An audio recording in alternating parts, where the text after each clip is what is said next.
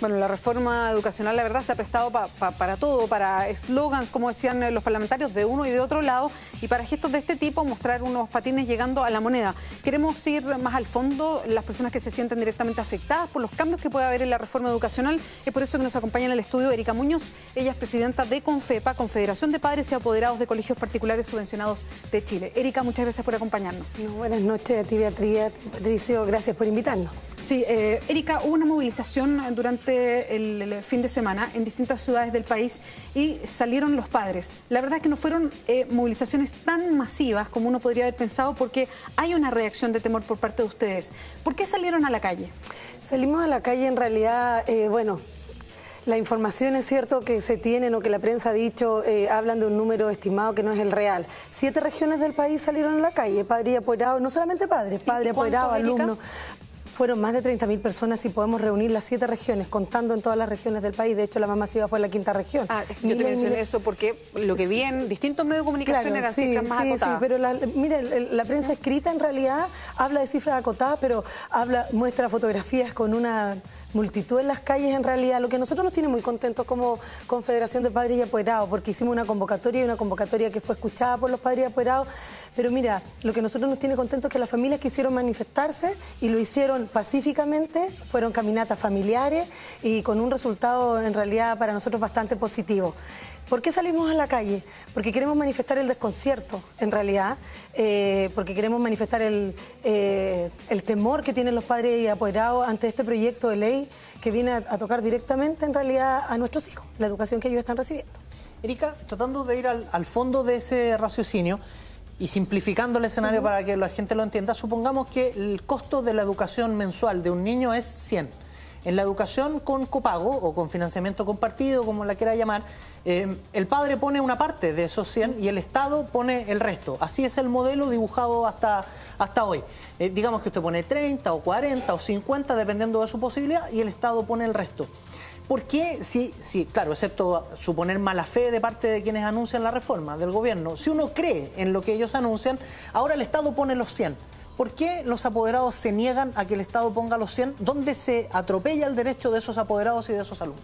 Lo que pasa es que no va directamente ligado a la cantidad de dinero que el Estado ponga o no ponga, porque los ejes de la reforma no son solamente eso, porque tú estás hablando al copago o al financiamiento compartido, y esa es una parte del proyecto de ley. Los padres y apoderados no es que tengan temor solamente de poder pagar o no pagar. Está bien, pero lo que más se ha, para justificar la pregunta, lo que más se ha utilizado es la frase reiterada de nos quitan la libertad de elegir. Porque a través de ¿dónde se quita la libertad de elegir? ¿Dónde se quita la libertad de elegir? Primero, a partir del fin a la selección, de los parámetros que se van a usar para el fin a la selección, según nos explicó nosotros el ministro de Educación en su oficina. Partiendo por ahí, se atenta contra los derechos de los padres a elegir la educación que quieren para sus hijos. ¿Por qué? Porque el ministro nos hablaba a nosotros de terminar con la selección. Y nosotros le preguntamos ¿cómo se va a terminar con la selección? Porque ese es un tema súper importante para los padres y apoderados. Y el ministro nos decía, no se va a poder seleccionar, perfecto, pero ministro, en idioma nuestro, para que los papás lo puedan entender y yo se los puedo explicar, ¿cierto? Como lo estoy hablando hoy día con ustedes. Si tenemos un colegio con 200 cupos y hay 400 postulantes, todos los niños pueden ir a todos los colegios, y eso, ¿cierto? Que regio que así pueda ser.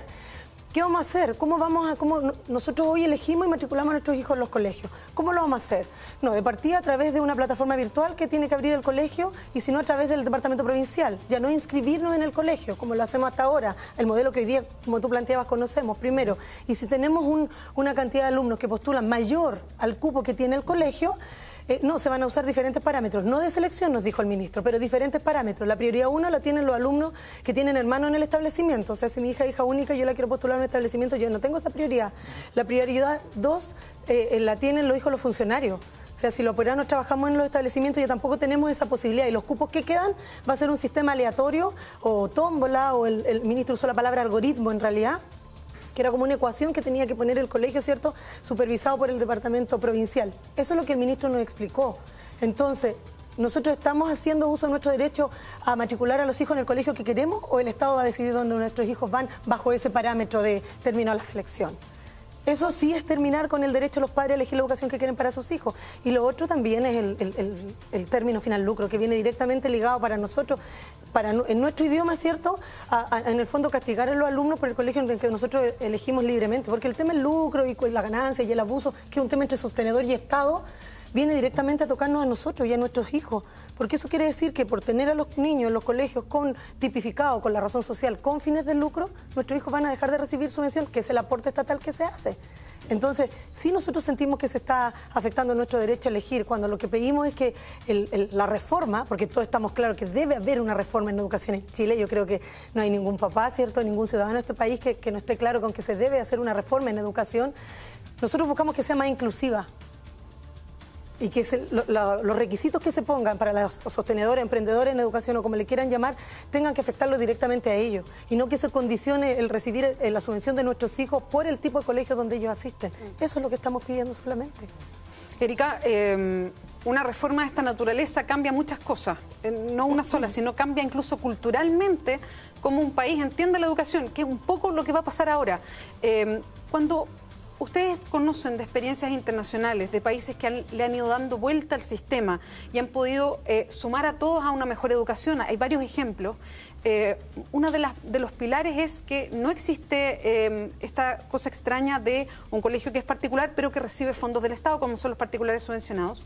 Y tampoco tienen selección, entendiendo que hay una riqueza en la diversidad de los niños. Un poco lo que pasa en la universidad también, que llegan personas de distintos lados y que la idea es eso, que haya una riqueza en el compartir, en que...